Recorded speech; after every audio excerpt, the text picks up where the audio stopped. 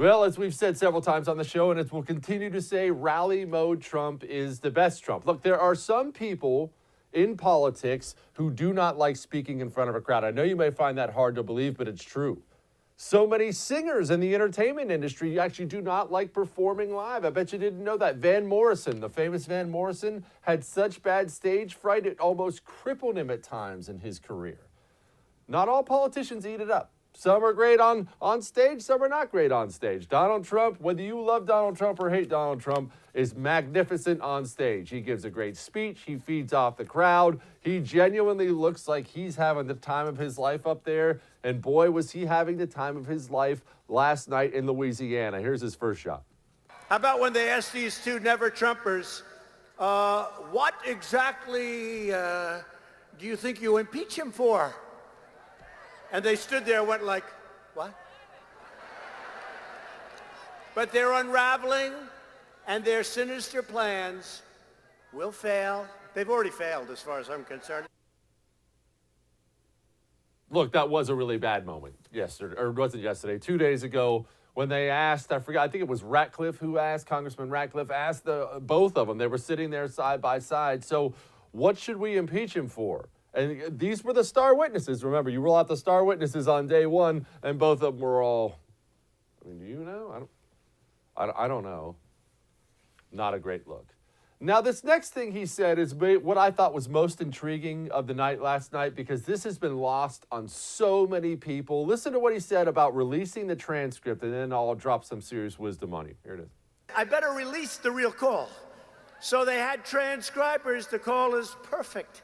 And we released it, and that was the beginning of the end for them. They are a disgrace. Now, they're just dishonest people. And honestly, they hurt our country incredibly badly. Because I don't like releasing calls with other presidents and prime ministers. You don't like to do that. You don't want to do that, but you had to. Because he totally fabricated, he made up my conversation. He's a thief, he's a crook, and you know what? He's a corrupt politician, and frankly, he should be prosecuted. That part he said about the transcript has been totally lost in all this, and it's 100% true. Donald Trump was right. He had to release it. As soon as someone comes out and says, oh, he promised, there was quid pro quo. Now you're at the point where you have to release it because the Democrats were going to and did anyway just decide to run with it. And, I guess we can impeach him now. So Trump tried to kneecap that and release the transcript. But beyond all that, beyond the normal political games we've seen them all play, beyond the horrible political games they're playing now, that looks really, really bad. Some of those phone calls that the presidents make with other foreign leaders, you shouldn't get to see them. I shouldn't get to see them. They're not for the general public, not just for us, for them. They need to know when they're on the phone with the President of the United States of America that conversation is confidential.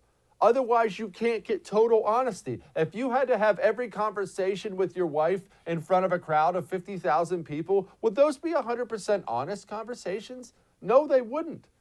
It, in the end, hurts the United States of America because you can bet every single leader from here on out who has to talk to Donald Trump on the phone for the next 5 years of his presidency will have in the back of his head, is this transcript going to get released?